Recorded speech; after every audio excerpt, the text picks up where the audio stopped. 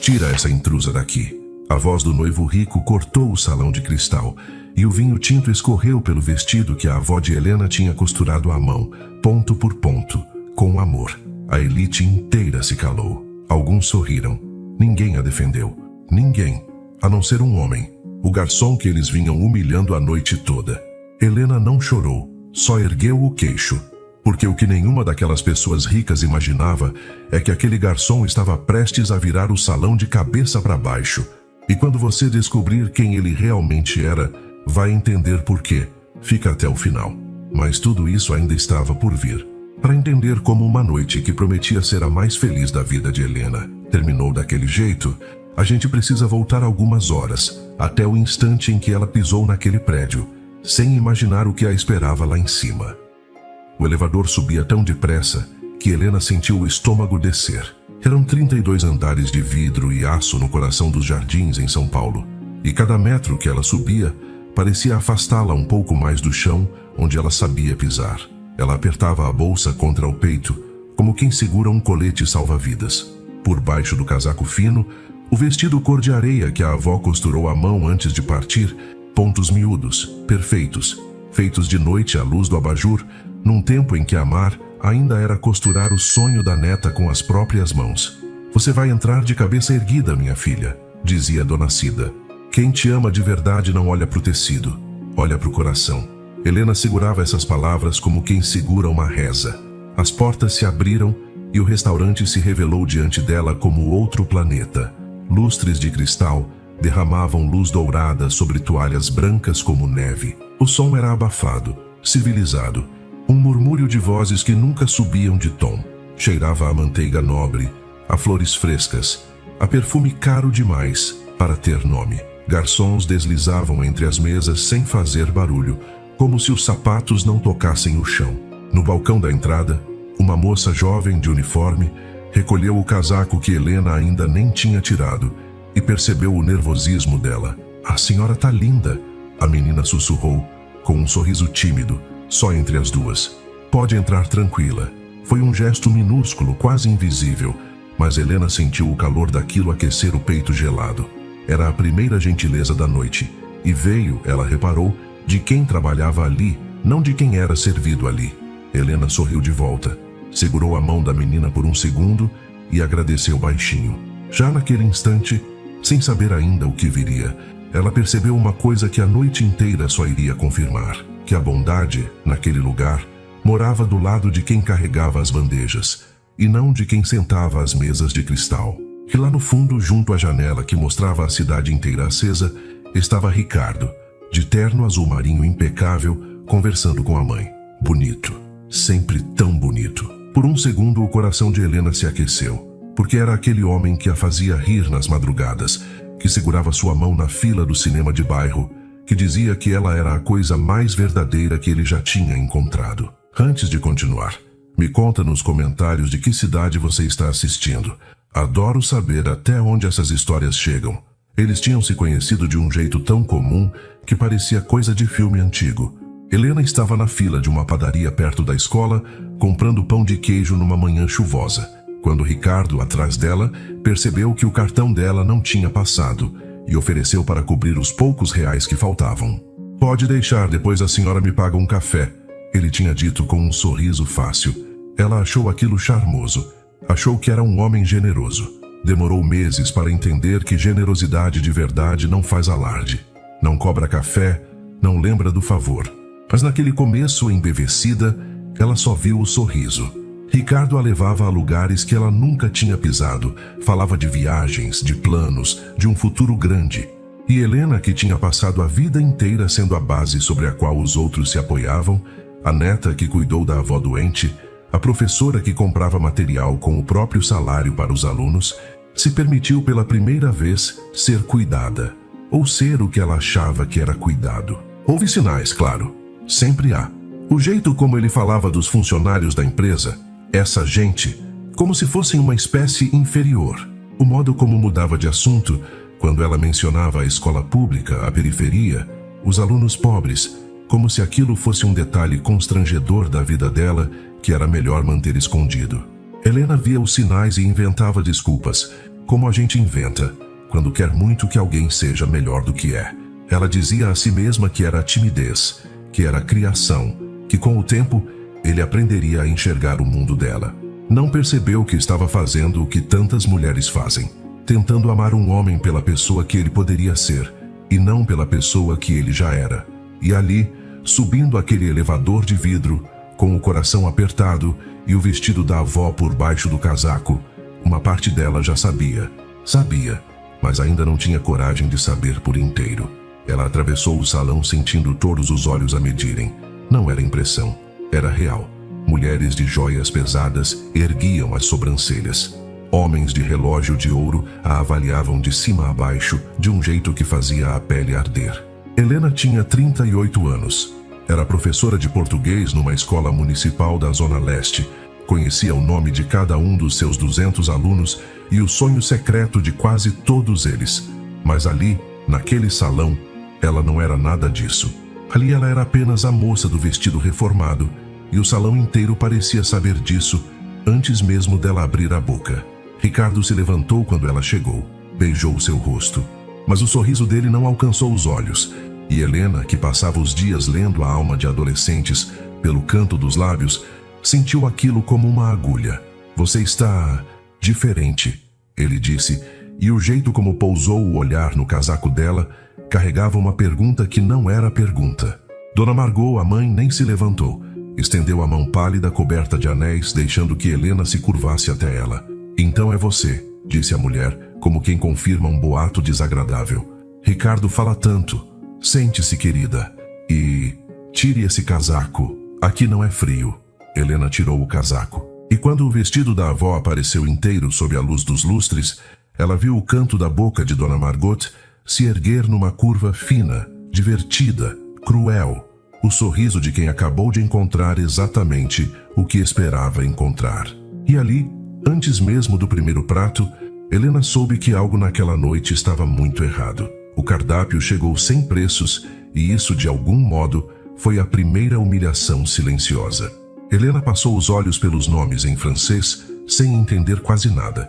E quando ergueu o rosto, encontrou Dona Margot observando-a com um prazer paciente, como um gato que escolhe o momento de soltar o rato.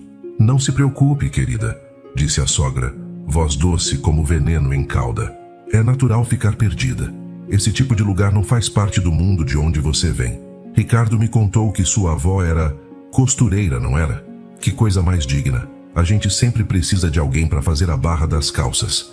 E riu baixinho, um riso de seda, e 2 ou 3 convidados na mesa ao lado riram junto.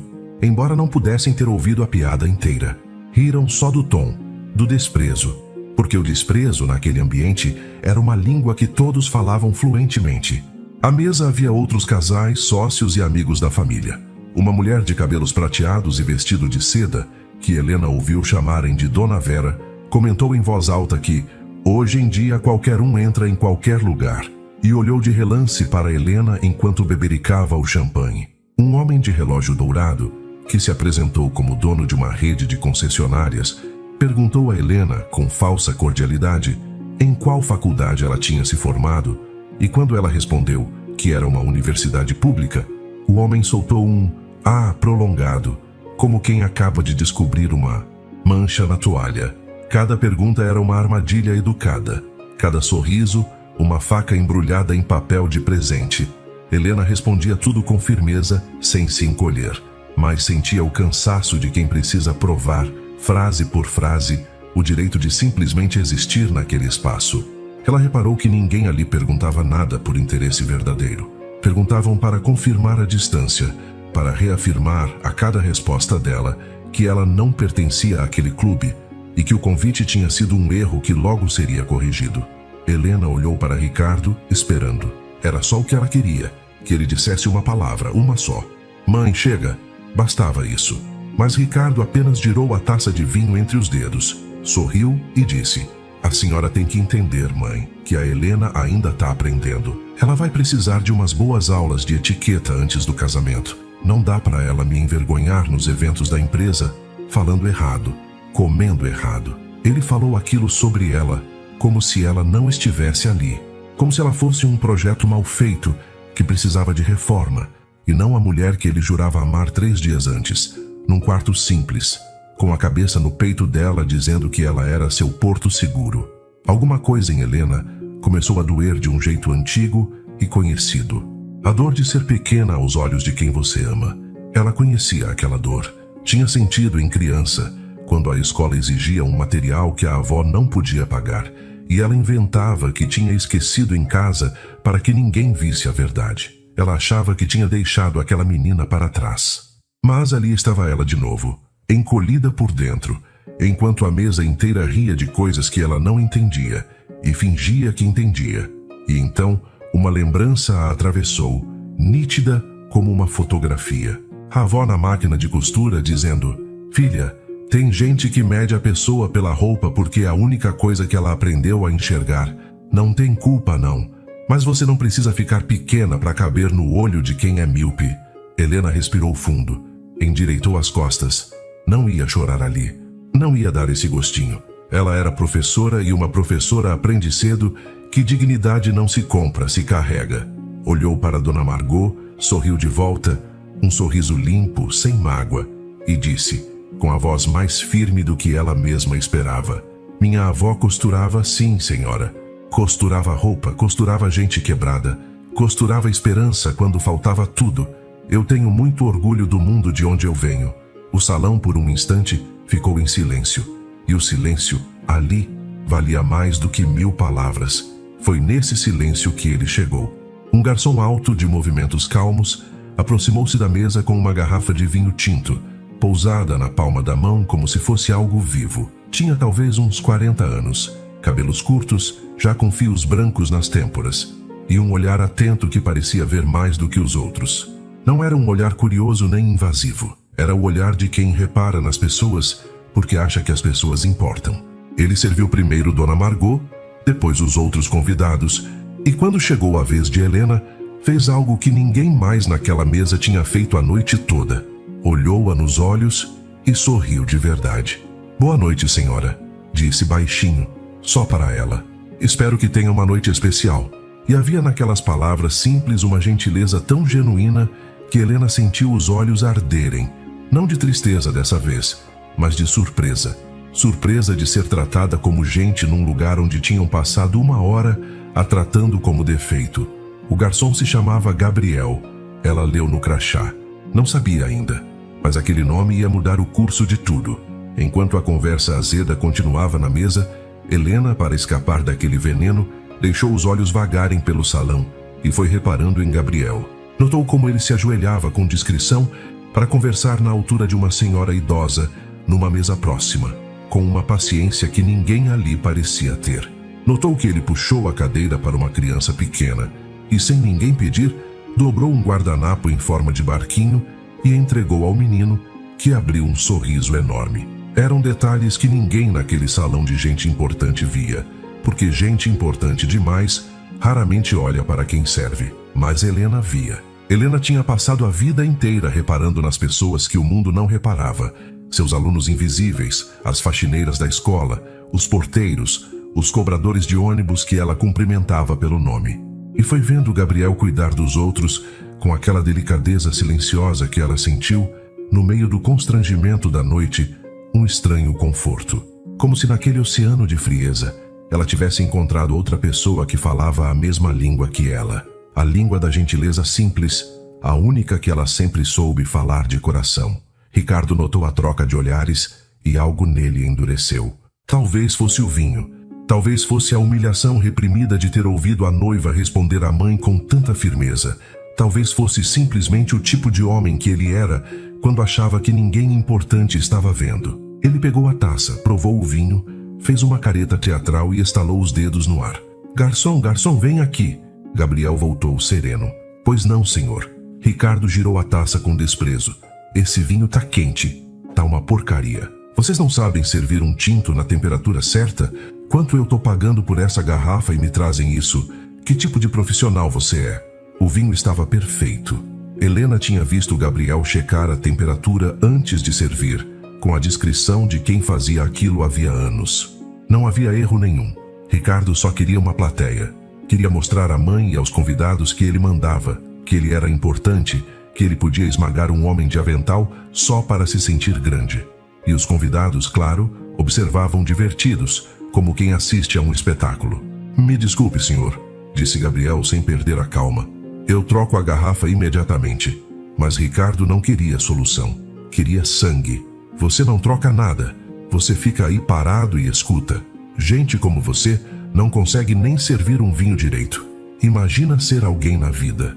Olha para você. 40 anos e ainda carregando bandeja. Que vergonha.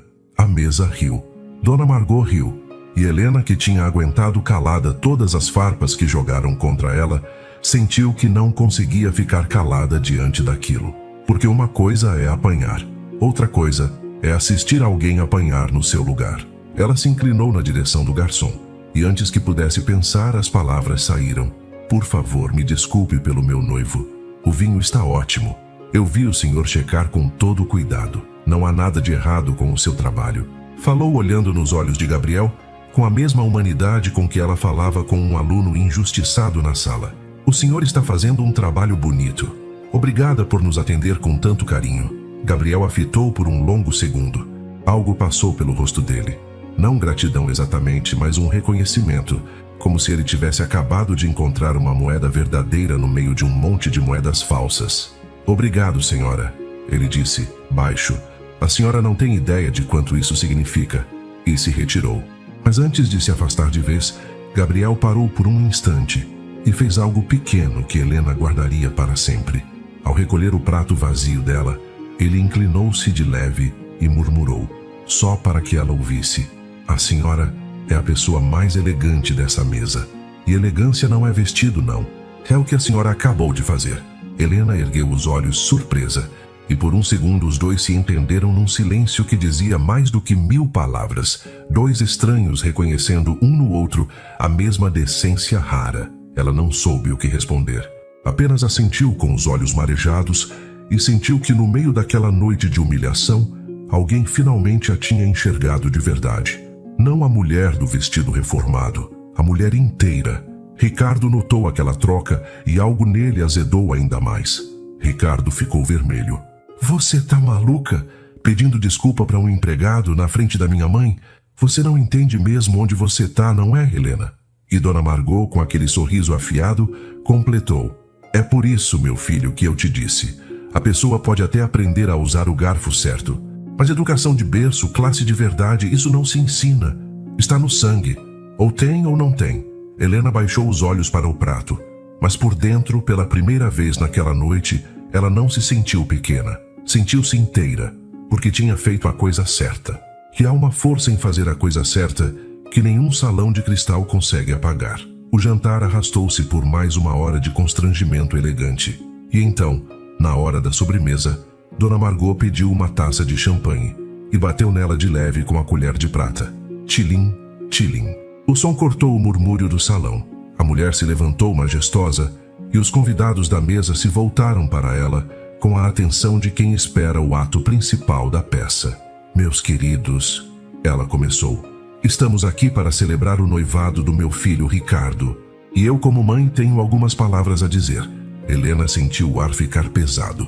Ricardo evitava o olhar dela, e ela soube, com a certeza de um animal que pressente a tempestade, que o pior ainda estava por vir. Enquanto Dona Margot falava, a mente de Helena voou para uma noite, meses atrás, num barzinho simples da Vila Madalena, antes de tudo aquilo virar grandioso e frio. Ricardo tinha bebido um pouco, e com a guarda baixa, contou que sempre se sentiu uma decepção para a mãe, que nunca tinha sido bom o bastante, que cresceu sendo comparado a primos mais bem-sucedidos.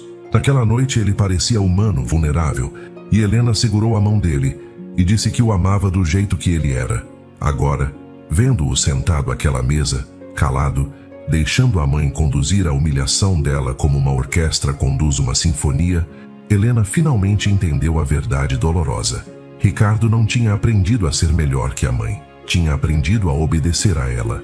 E um homem que obedece à crueldade dos pais por medo de perder a herança nunca vai ter coragem de defender ninguém, nem a si mesmo, muito menos a mulher que diz amar. A nossa família construiu um nome ao longo de 3 gerações, continuou Margot, passeando o olhar pela mesa como uma rainha. A construtora Vasconcelos é um patrimônio, e patrimônio se protege. Por isso, antes de qualquer casamento acontecer, nós preparamos um pequeno documento.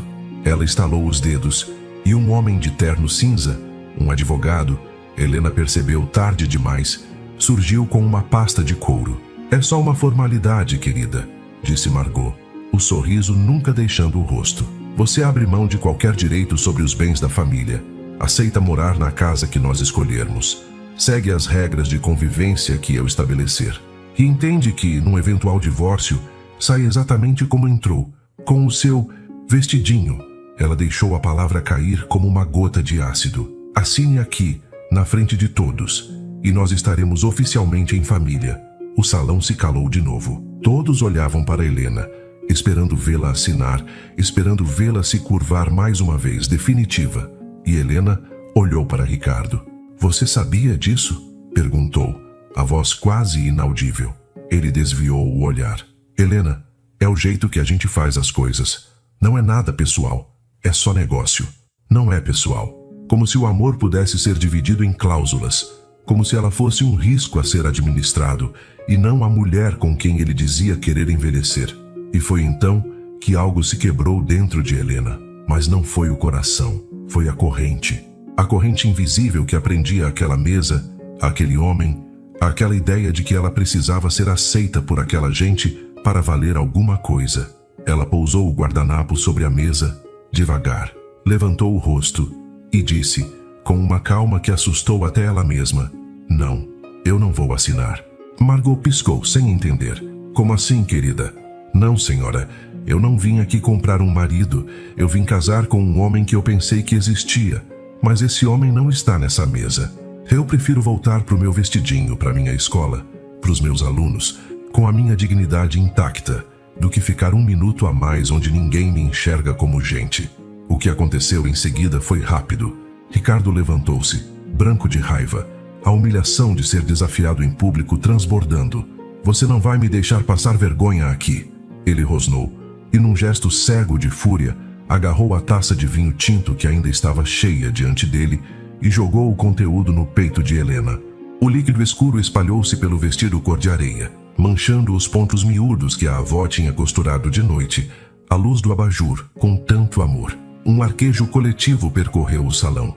O tempo pareceu desacelerar para Helena. Ela sentiu o vinho frio escorrer pelo peito, encharcando o tecido. E por um instante surreal não foi a humilhação que ela sentiu, mas uma tristeza profunda pela avó. Como se aquele gesto sujo tivesse manchado não um vestido, mas a memória da mulher que a criou com tanto cuidado. Ouviu ao fundo o tilintar de talheres parando. Viu de relance os rostos da elite virados para ela, com aquela curiosidade cruel de quem assiste a um acidente. E no meio de tudo, uma certeza serena e firme se formou no peito dela. Aquele homem não merecia uma lágrima sequer. Helena ficou imóvel, o vinho escorrendo, os olhos cheios de lágrimas que ela se recusava a deixar cair. E Ricardo, apontando o dedo para o garçom que observava tudo a poucos passos, gritou para que o salão inteiro ouvisse. Garçom, tira essa intrusa daqui. Bota essa mulher para fora do meu restaurante agora. O silêncio que se seguiu foi de outra natureza. Não era o silêncio do constrangimento. Era o silêncio que vem antes de algo enorme acontecer. Gabriel, o garçom, deu um passo à frente. E então, com uma serenidade que não combinava nem um pouco com a ordem que tinha acabado de receber, ele soltou os dedos da bandeja que segurava. A bandeja caiu. Taças de cristal explodiram contra o chão de mármore, num estrondo que fez o restaurante inteiro virar a cabeça. E em vez de se assustar, em vez de pedir desculpas, Gabriel ficou parado no meio dos cacos, calmo, olhando diretamente para Ricardo, com um meio sorriso que ninguém ali sabia interpretar. Foi quando o gerente do restaurante surgiu correndo do outro lado do salão, o rosto desfigurado de pânico. Helena se preparou para ver o pobre garçom levar a maior bronca da vida dele. Talvez ser demitido na hora por ter deixado cair uma bandeja inteira de cristal. Mas o gerente não gritou. O gerente, diante de todos aqueles olhos, parou diante de Gabriel e se curvou. Curvou-se em silêncio com as mãos juntas, como quem se desculpa diante de uma autoridade. Senhor, ele disse, a voz trêmula, me perdoe. Eu não fazia ideia de que o senhor estaria aqui esta noite. Está tudo bem? Um murmúrio confuso percorreu a mesa de Ricardo. Senhor, repetiu Dona Margot, franzindo a testa. Por que você está chamando esse garçom de senhor? O gerente abriu a boca, mas não soube o que responder. Foi Gabriel quem falou. Ele levou as mãos às costas, desamarrou o avental com calma e o pousou sobre a cadeira mais próxima. Tirou do peito o crachá, onde se lia apenas Gabriel, e o colocou em cima da mesa, diante dos pratos sujos dos Vasconcelos. Esse nome aqui é verdadeiro, ele disse, mas o crachá é falso. Eu não sou garçom desta casa. Endireitou os ombros e de repente o homem de avental que todos tinham desprezado parecia ter crescido um palmo. Meu nome completo é Gabriel Andrade. E este restaurante, este prédio inteiro e a rede de hotéis e empreendimentos que o sustenta pertencem ao meu grupo. Eu sou o presidente do Grupo Andrade. O salão inteiro pareceu sugar o ar de uma vez só. Dona Margot ficou lívida, a taça de champanhe imóvel a meio caminho da boca. Ricardo abriu e fechou a boca como um peixe fora d'água, sem conseguir produzir som. Os convidados se entreolhavam, e alguns deles que faziam negócios com o Grupo Andrade começaram a empalidecer ao perceberem onde aquilo estava indo. Dona Vera, a mulher de seda que tinha dito que qualquer um entra em qualquer lugar, de repente parecia muito interessada na própria taça de água, e o dono das concessionárias, que rira tão alto das piadas, agora secava o suor da testa com o guardanapo, porque todos eles, de uma forma ou de outra, dependiam de portas que o homem de avental podia abrir ou fechar. E todos eles, naquele instante, faziam a mesma conta apavorante. O quanto tinham rido, o quanto tinham desprezado, o quanto tinham deixado a crueldade passar sem dizer uma palavra, diante de quem, agora descobriam, era o dono do chão que pisavam. Helena, ainda com o vestido manchado de vinho, olhou para o homem que minutos antes servia sua mesa de cabeça baixa e não conseguiu acreditar no que via. Eu faço isso de tempos em tempos, continuou Gabriel, a voz tranquila, sem nenhuma pressa, porque agora o tempo era todo dele. Visto o avental, pego a bandeja e passo uma noite servindo nos meus próprios estabelecimentos, sem ninguém saber quem eu sou. Sabe por quê? Porque o jeito como uma pessoa trata quem ela acha que não pode fazer nada por ela é a única coisa que me diz quem essa pessoa realmente é. Ele pousou os olhos em Ricardo. Eu vim aqui hoje para avaliar a minha equipe, mas acabei avaliando outra coisa. Acabei descobrindo o tipo de homem que você é, Ricardo Vasconcelos, e o que eu descobri me dá nojo. Ricardo tentou se recompor, agarrando-se ao último fio de orgulho. Olha, Sr. Andrade, foi um mal-entendido, eu não sabia que era o senhor, se eu soubesse. Esse é exatamente o problema, cortou Gabriel, e pela primeira vez, a calma deu lugar a uma firmeza de aço. Você não sabia, e justamente por achar que era um garçom qualquer, você mostrou quem você é de verdade. Você humilhou um homem que você julgou pequeno na frente de uma sala inteira para se sentir grande. E pior, você jogou vinho na mulher que prometeu amar porque ela teve a coragem de ter dignidade quando você não teve nenhuma. Ele fez uma pausa. Eu já vi muita gente sem dinheiro nessa vida, mas nunca vi ninguém tão pobre quanto você. Ricardo abriu a boca para protestar, mas Gabriel ergueu a mão sereno. Deixa eu te explicar uma coisa que o seu dinheiro nunca te ensinou. Caráter não é o que você faz quando os olhos importantes estão te olhando. Caráter é o que você faz quando você acha que só tem um garçom na sua frente. Quando você acha que não tem consequência. Hoje você achou que não tinha consequência e me mostrou exatamente o homem que vive dentro de você quando ninguém que importa está olhando. A voz dele baixou, quase suave, e isso era pior do que se ele tivesse gritado. Eu sinto muito pela moça que quase casou com você. Ela escapou de uma vida inteira disso. Dona Margot finalmente reencontrou a voz, indignada. O senhor não tem o direito de falar assim com o meu filho. A nossa família, a sua família, interrompeu Gabriel, tem um contrato de fornecimento e 3 empreendimentos imobiliários vinculados ao meu grupo. Eu sei disso porque eu autorizei pessoalmente. Ele tirou o celular do bolso, digitou algo rápido e ergueu os olhos. Acabei de notificar o meu jurídico. A partir de amanhã, todos os contratos da construtora Vasconcelos com o Grupo Andrade estão cancelados. Cláusula de conduta. Vocês podem ler nos termos. Nós não fazemos negócio com gente que trata seres humanos como lixo. E não, antes que você pergunte, isso não é pessoal. Ele devolveu a Ricardo a própria frase, com uma precisão cirúrgica. É só negócio. O sangue sumiu do rosto de Ricardo. Ele entendeu num relâmpago o tamanho do que tinha acabado de perder. Não a noiva. Ele tinha jogado a noiva fora com as próprias mãos.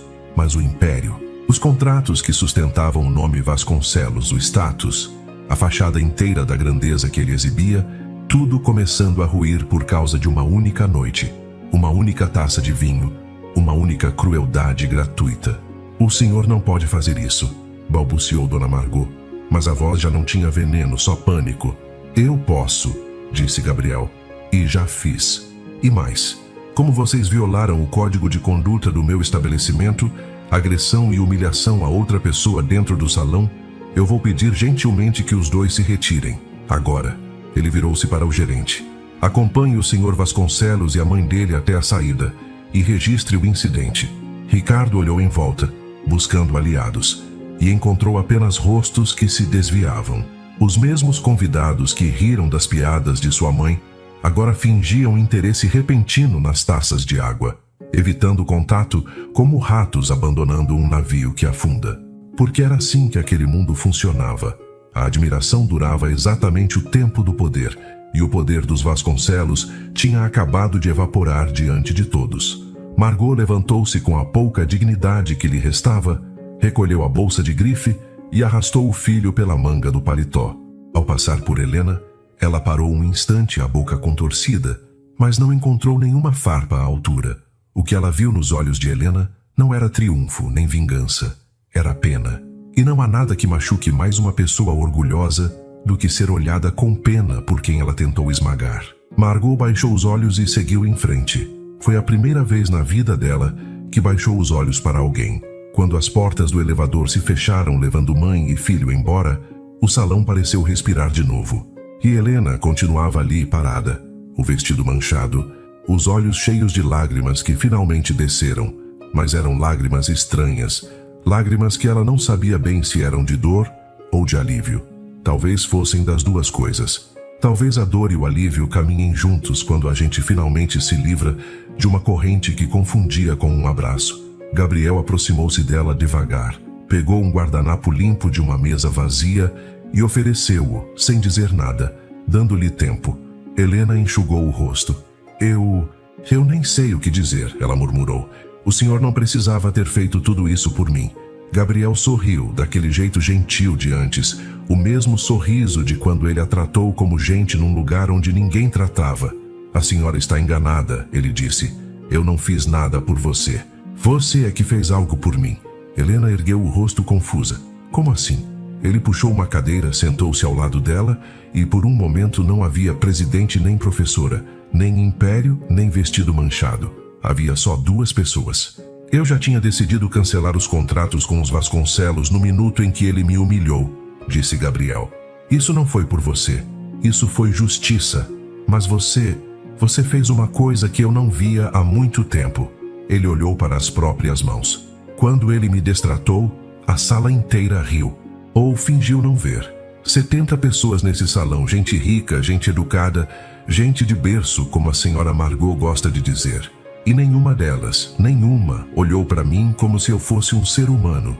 Só uma pessoa, você. Com o vestido que estavam ridicularizando, com a noite inteira sendo pisada, você foi a única que teve a decência de me defender. Helena não sabia o que dizer. Para ela, defender o garçom tinha sido a coisa mais natural do mundo, tão natural quanto respirar. Foi aí que ela entendeu o quanto isso era raro, o quanto a gentileza simples, a que não pede plateia nem espera recompensa, tinha se tornado um tesouro num mundo de cristal e veneno. Minha avó me ensinou, ela disse, a voz embargada. Ela dizia que a gente trata todo mundo igual, porque todo mundo é gente, porque um dia a gente também vai precisar que alguém nos olhe com bondade. Gabriel ficou em silêncio por um longo momento. Quando falou, a voz dele estava diferente, mais baixa, quase confessional. Eu cresci pobre, Helena. Mais pobre do que você imagina. Minha mãe lavava roupa para fora. Eu carreguei bandeja de verdade nessa cidade dos 16 aos 25 anos e fui humilhado em mesas iguais a essa mais vezes do que consigo contar. Eu construí tudo o que tenho do nada. E quando o dinheiro chegou, eu fiz uma promessa. Nunca ia esquecer de onde eu vim. É por isso que eu visto o avental, para não esquecer. E para encontrar de vez em quando alguém como você. Alguém que me lembre que ainda vale a pena acreditar nas pessoas. Ele ficou em silêncio um instante, e quando voltou a falar parecia estar revivendo algo antigo. Teve uma noite, faz uns 20 anos, que um cliente bêbado jogou um prato de comida no chão de propósito e me obrigou a limpar de joelhos na frente de todo mundo rindo. Eu tinha 19 anos. Cheguei em casa naquela noite e chorei encostado na porta, com vergonha de mim mesmo, como se a culpa fosse minha por ser pobre. Minha mãe me encontrou ali. Sabe o que ela fez? Ela não disse para eu revidar, não disse para eu odiar aquele homem. Ela só pegou o meu rosto nas mãos e disse: "Filho, nunca deixe a humilhação te ensinar a humilhar. Quando você subir na vida, e você vai subir, lembra de quem te tratou mal para não ser igual a eles." Eu prometi a ela, e é essa promessa que eu honro toda vez que visto esse avental. Hoje, vendo você defender um garçom que você achava que era só um garçom, eu vi a minha mãe em você. Vi a mulher que me ensinou que dignidade não tem preço. Os olhos de Gabriel brilhavam. Então não, Helena, não fui eu que fiz algo por você. Foi você que me devolveu uma fé que o dinheiro tinha quase me feito perder. O salão à volta deles voltava devagar ao normal. O murmúrio renascendo, a música suave retomando. Os garçons recolhiam os cacos de cristal do chão. E no meio de tudo aquilo, dois ex-pobres conversavam. E era como se o restaurante todo, com seus lustres e suas joias, tivesse encolhido diante da grandeza simples daquela conversa. Helena percebeu com uma clareza que a fez quase rir no meio das lágrimas que tinha entrado naquele salão para ser aprovada por um mundo que não a merecia, e ia sair dele aprovada por si mesma, que era a única aprovação que sempre importou. "O que a senhora vai fazer agora?" perguntou Gabriel. Helena pensou. Pensou nos seus alunos que iam chegar segunda-feira de manhã esperando a aula sobre Drummond que ela tinha preparado.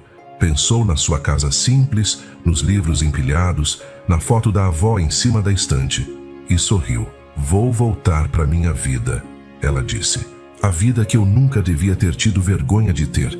Vou dar aula, vou viver, e vou contar para os meus alunos que eles valem mais do que qualquer um vai tentar dizer que eles valem. Porque hoje eu aprendi isso de novo, na pele." Gabriel assentiu, e havia admiração nos olhos dele. "Sabe", ele disse, "eu conheço muita escola pública que precisa de gente como você e nunca vai ter dinheiro para valorizar professor de verdade. Eu tenho um instituto que financia a educação na periferia da cidade. A gente está procurando coordenadores, gente que conheça a realidade de dentro. Não é caridade, é trabalho. E é bom trabalho." Ele tirou um cartão do bolso, um cartão de verdade dessa vez, e o entregou. "Sem pressa, sem compromisso. Mas se você quiser conversar, a porta está aberta. Não porque eu te devo nada. Porque o mundo precisa de mais professores como você na frente de mais crianças." Helena pegou o cartão. Não como quem recebe um favor, mas como quem reconhece uma porta. E pela primeira vez naquela noite, ela sentiu não a humilhação que a tinha trazido até ali, mas uma coisa nova, frágil e teimosa crescendo no peito. A sensação de que aquela noite, que tinha começado como o pior dia da sua vida, talvez fosse, no fundo, o começo de outra coisa, algo melhor, algo verdadeiro. Ela se levantou, vestiu o casaco por cima do vestido manchado, mas dessa vez não para esconder nada, apenas porque a noite lá fora estava fresca. Gabriel se levantou junto e fez algo que ninguém naquele salão, em toda a noite, tinha pensado em fazer por ela. Ofereceu o braço. Não como um homem que quer conquistar uma mulher, como um ser humano que respeita outro ser humano. "Permita que eu te acompanhe até a saída", ele disse. Não como presidente de coisa nenhuma, só como o Gabriel, que carregou bandeja por 9 anos e nunca esqueceu. Helena segurou o braço dele, e os dois atravessaram o salão de cristal lado a lado, sob os olhares de uma elite que minutos antes a tinha desprezado e que agora não sabia mais para onde olhar. Quando passaram pela porta, Gabriel parou e disse baixinho só para ela: "Uma joia como você não merece ser quebrada por gente tão pequena. Lembra disso, não importa quem tente." E Helena, que tinha entrado naquele lugar achando que precisava ser polida para brilhar, saiu entendendo enfim que sempre tinha sido a joia, e que o problema nunca esteve nela, mas nos olhos de quem não soube enxergar. Lá fora, a cidade de São Paulo se estendia imensa e acesa, cheia de janelas, onde moravam milhões de histórias. O ar da noite tocou o rosto de Helena e ela respirou fundo, fundo, como quem respira pela primeira vez em muito tempo. O vestido estava manchado, o noivado estava acabado. O sonho que ela tinha sonhado havia se despedaçado num salão de cristal. E ainda assim ela nunca tinha se sentido tão inteira, porque ela tinha entrado naquela noite procurando a aprovação dos outros e tinha saído com algo que ninguém pode tirar de uma pessoa: o respeito por si mesma. Naquela mesma noite, num apartamento simples lá longe, na Zona Leste, depois de uma viagem inteira de metrô e ônibus, em que ela sentiu os olhares pousarem na mancha escura do vestido, sem ela se importar nem um pouco, Helena chegou em casa. O apartamento era pequeno, de um quarto só, mas era dela, conquistado com anos de salário de professora. Tinha as plantas que ela regava todo domingo, os livros empilhados no chão por falta de estante suficiente, a xícara de café da manhã ainda na pia, o cheiro familiar de casa de gente que vive de verdade. Por anos, Helena tinha tido vergonha de levar Ricardo ali. Ele só foi 2 vezes, e nas 2 torceu o nariz. Comentou que ela merecia coisa melhor, como se a vida dela fosse uma fase a ser superada. Agora, parada no meio da própria sala, Helena olhou em volta e sentiu uma coisa que tinha esquecido de sentir: orgulho. Aquele apartamento era o retrato de uma mulher que nunca devia nada a ninguém, que pagava as próprias contas, que dormia tranquila. E havia mais dignidade naquelas paredes simples do que em todo o cristal do restaurante de onde ela tinha acabado de sair.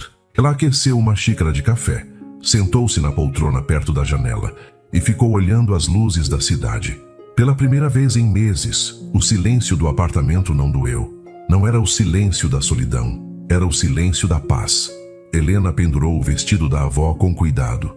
Não ia jogar fora. Ia lavar a mancha com paciência, do jeito que Dona Cida ensinou. Ia guardar aquele vestido para sempre. Não como lembrança da humilhação, mas como lembrança da noite em que ela descobriu, diante de toda a elite da cidade, que valia muito mais do que qualquer um deles jamais ia valer. Ela olhou para a foto da avó na estante, tocou o vidro com a ponta dos dedos e sussurrou: "A senhora tinha razão, vó. Quem me ama de verdade não olha para o tecido. E hoje eu finalmente aprendi a me amar assim."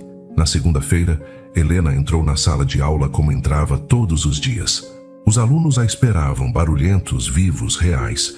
Ela escreveu o nome de Drummond na lousa, virou-se para eles e, antes de começar a aula, disse uma coisa que não estava no plano: "Gente, hoje eu quero começar com uma lição que não está no livro. Não importa quem vocês são, de onde vocês vêm, quanto a roupa de vocês custa. O valor de uma pessoa não está na conta bancária dela. Está no jeito como ela trata quem não pode fazer nada por ela. Decorem isso. Vale mais que toda a gramática que eu vou ensinar esse ano." E os alunos, sem entender direito de onde vinha aquilo, fizeram silêncio. O tipo de silêncio que fica. 3 semanas depois, Helena marcou uma reunião no Instituto de Gabriel. Não para se casar com um homem rico, como num conto de fadas barato, mas para fazer o que sempre soube fazer melhor do que ninguém: ensinar. Tornou-se coordenadora pedagógica de um programa que levava reforço escolar a centenas de crianças da periferia. Crianças com vestidos remendados e sonhos enormes. Crianças exatamente como ela tinha sido. E em cada uma delas ela via a menina que um dia inventou ter esquecido o material em casa. Havia o Davi, de 10 anos, que chegava sempre faminto e escondia o caderno porque tinha vergonha da letra. Helena sentava ao lado dele e dizia que a letra mais bonita do mundo é a que escreve a verdade. E em 3 meses o menino estava lendo em voz alta para a turma, o peito estufado de orgulho. Havia a Sofia, que cuidava de 3 irmãos menores e quase não tinha tempo de estudar.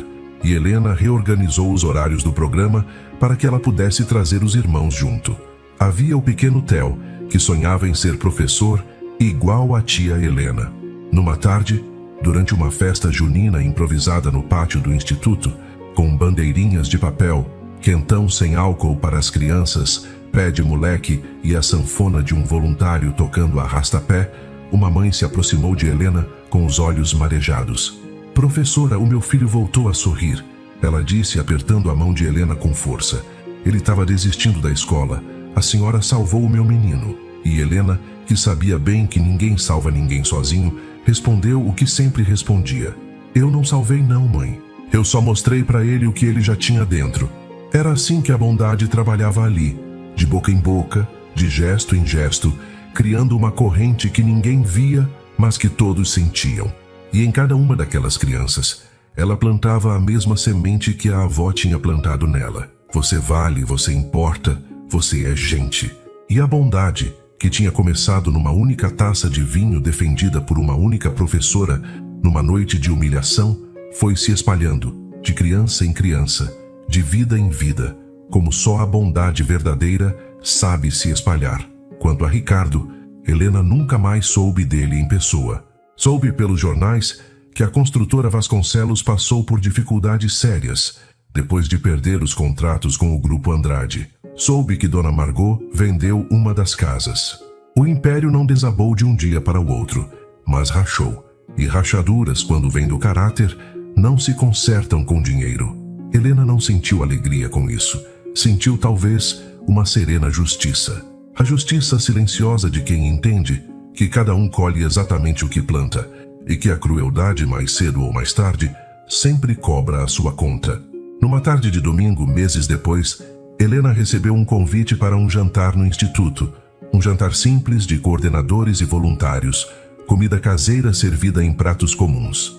Gabriel estava lá, sem terno, de camisa de manga arregaçada, ajudando a servir o arroz com a mesma naturalidade de quem nunca esqueceu como se carrega uma bandeja. Quando os olhos dos dois se encontraram do outro lado do salão modesto, ambos sorriram. Não era o sorriso de um conto de fadas. Era melhor. Era o sorriso de duas pessoas que tinham se reconhecido no meio de um mundo de máscaras e que sabiam, sem precisar dizer, que tinham mudado a vida um do outro com um único gesto de coragem. E foi ali, naquele salão simples, cheirando a comida de verdade e a risada de gente boa, tão diferente do restaurante de cristal onde tudo começou, que Helena entendeu por completo. A vida não a tinha levado até aquele jantar de noivado para lhe dar um marido rico. Tinha levado para lhe arrancar uma venda dos olhos, para lhe mostrar que ela não precisava ser aprovada por ninguém, polida por ninguém, validada por ninguém. Ela só precisava ser quem sempre foi, uma mulher de coração inteiro que tratava as pessoas como gente e que carregava na alma a costura invisível e indestrutível do amor de uma avó. A elite da cidade tinha tentado quebrá-la numa noite. Mas há joias que, quando você tenta quebrar, só revelam o quanto são preciosas. E Helena, com seu vestido cor de areia agora lavado e guardado, com seus alunos, com seu trabalho, com sua dignidade, era uma dessas joias, inteira, verdadeira. E finalmente, depois de tantos anos achando que precisava brilhar para os outros, livre para brilhar apenas para si mesma, que é, no fim das contas, a única luz que ninguém nunca consegue apagar. Se essa história tocou seu coração de alguma forma, escreve uma única palavra nos comentários: dignidade. Quero saber quantas pessoas essa história alcançou hoje. Agora me conta, qual foi o momento que mais te emocionou? Quando Helena defendeu o garçom diante de toda aquela gente? Quando Gabriel tirou o avental e revelou quem ele realmente era? Ou quando ela voltou para a sala de aula e ensinou aos alunos que o valor de uma pessoa não está na conta bancária? E não esquece de me dizer de qual cidade você está assistindo. Já recebi comentários de todo o Brasil, e isso me emociona toda vez. Se você acredita que o caráter de uma pessoa vale mais do que todo o ouro do mundo, dá um like nesse vídeo. Se conhece alguém que precisa ouvir que dignidade não se compra e não se vende, compartilhe essa história com essa pessoa. E se você quer mais histórias que mostram o melhor da gente e restauram a fé na humanidade, se inscreve no canal e ativa o sininho. A gente se encontra na próxima história. Até lá, cuida do teu coração.